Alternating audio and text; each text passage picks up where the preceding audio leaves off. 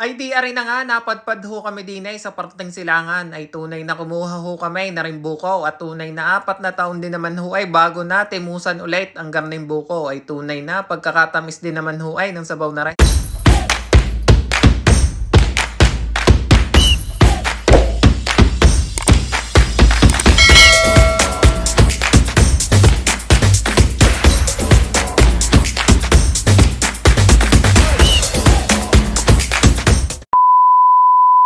Ay ano ga mga tropa, kamusta ga kayo? Ay di ari na nga.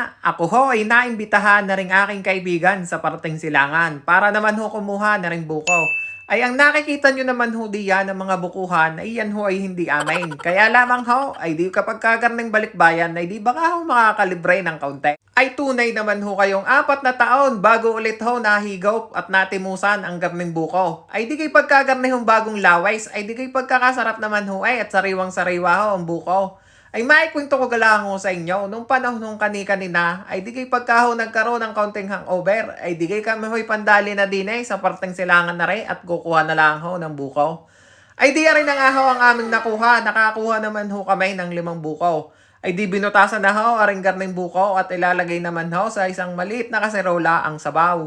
Ay di rin na nga ho, pagsasama-samahin lamang ho ang sabaw ng 5 bukong are dini sa may maliit na kaserola ay di bubuhos mo lamang ho ng papagayon at papagarnay.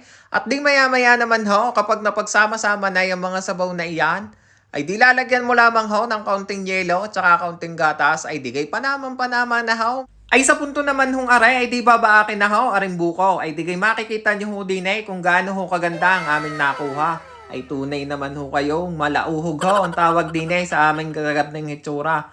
Ay di kinayod lang ho namin aray ng kutsara at ilalagay naman ho diyan sa kaserola ni may sabaw. At dini naman ho sa porting aray ay di amin na ho nilagay aring tinoktok na ilaw dini sa may pader. Ay di kay aray ho ay magbibigay ng kaunting lamig at pamparefresh din ho.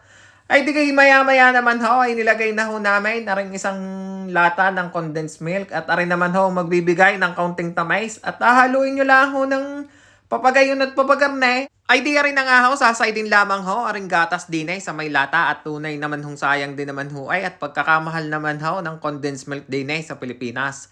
Ay di sa parte nga hong aray ay di hinahalo ko na ho aray ng papagayon at papagarne at nang maya-maya ho ay ating matimusan aring buko juice na aray. Ay di ay panamang panama ho aray maya-maya. Ay siya! Diyan na muna kayo mga tropa, taray aking titimusan na. Ay tunay na, kanina ko pa rin hinalo ng hinalo ay tunay na nakakatakam din naman nga ho ay.